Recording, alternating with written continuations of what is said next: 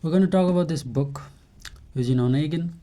It is originally, of course, by Pushkin. This translation here was done from the Russian to the English by Nabokov. Now, of course, Nabokov translating it means that his name is going to carry a certain license.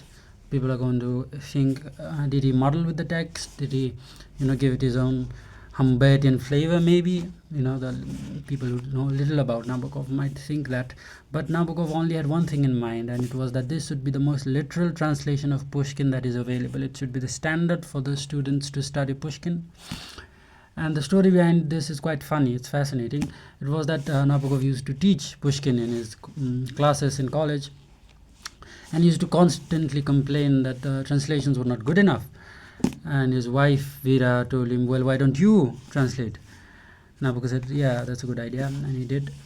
And there was some controversy surrounding the book. Most people thought it was too pedantic, that it was not necessary to be this pedantic, that the translator had some role to maybe curtail to facilitate the transmission from one language to another, except through just bare translation, by maybe inserting a rhyme here, maybe playing with an image there, something like that. But Nabokov disagreed strongly. It is quite pedantic. This is only the verse volume. There is a further commentary volume. There are 2 volumes of commentary actually, or some volumes condense it down to a single volume, but it is still copious. It's almost 1,000 pages. And there is also an biographical account of Pushkin within the commentaries, because that's necessary. This volume contains only the verse and the structural commentary of each chapter. So it says the structure of Eugene Onegin, and then you would go into all this detail. So yeah, that's about it. My point is that it's very rewarding, because not only do you get to see Nabokov talk about Pushkin, whom he admires immensely, but you also get to see him talk about everything from translation to what he thinks about other translations. He goes scathingly goes into details about that, to what he thinks also about other poets. So if, let's say, Pushkin mentions Horace or Virgil, then Nabokov will give his opinion about that poet.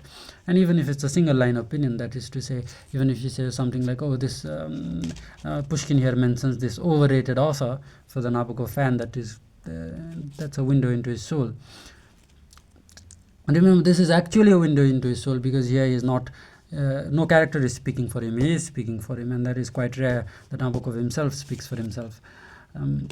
The other book where he does that is, of course, Strong Opinions, where it's a collection of interviews. We can talk about that in a later video. So that's about it. Maybe I should read one stanza, and I should mention that this is patterned in the form of a sonnet, as you would call it, but it is in iambic tetrameter, and the dominant form in English is not the tetrameter, it is the pentameter. So Nabokov will also talk about how the tetrameter of the Russian is supposed to translate into the tetrameter of the English, because we are not used to the tetrameter in English, we are used to the pentameter. And he lists the poems of Wordsworth, Tennyson, and the like, the tetrametric poems of these poets, to give us an idea about what to expect. And so let's read the first stanza of chapter 4. The less we love a woman, the easier it is to be liked by her, and thus more securely we undo her amid seductive toils. Time was when cool debauch was lauded as the art of love, trumpeting everywhere about itself and taking pleasure without knowing. But that grand pastime is worthy of old sapages, of our forefathers' vaunted times. The fame of Lovelaces has faded, with the fame of red heels and of majestic periwigs. Now, of course, there's a lot of obscure references, arcane references here, pages, Lovelaces, periwigs, and that's the point of the commentary actually. Nabokov will go into detail about this. And one other advantage of this is, of course, that Nabokov was Russian. It is his native language. He grew up with Pushkin, and he grew up in a society which really did appreciate Pushkin. It wasn't for him a distant echo. It was something of a household name. He was an aristocratic family, so it was an household name, and that familiarity, that warmth when he evokes Pushkin is very much a part of this book. I would also like to give you an example of the commentary. So the first stanza, which starts with "My uncle has most honest principles," Nabokov goes on to say that this is not a very auspicious beginning from the translator's point of view, and a few factual matters have to be brought to the reader's attention before we proceed. Now, what is that factual matter? So then Nabokov goes on to say that Pushkin at his time has no rivals as far as his poetry is concerned. He has no rivals because the other famous poets of that time, Zhukovsky, Batyushkov, Baratinsky, are, he says, they are minor talents, and they grade into a class, meaning that at the best they are minor talents, but at their worst they grade into the second-rate group of writers like Vyazemsky, Kozlov, and Yazhikov. However, there was one Russian poet who was comparable to Pushkin, and he was not of Pushkin's time. He was of an older time, whose name was Ivan Krylov.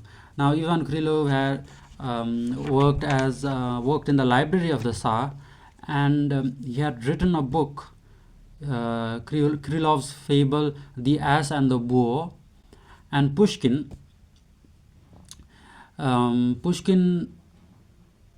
wrote the first few lines of his Eugenie Onegin as an echo to the first few lines of that fable by Krylov. So Nabokov connects these two writers through the medium of talent. They are of equal talent, and of course Pushkin connected it originally by copying the writer, but Nabokov goes into these kind of details, which to be quite frank, to someone who has learned Russian, who has even gone through all the major writers, it's not the same. So coming from a writer who is himself a writer in Russian, a major writer in Russian. His earlier, if you know, 7-8 novels are all in Russian. So coming from that writer, these jewels really make the commentary rewarding. And there are 1,000 instances of this.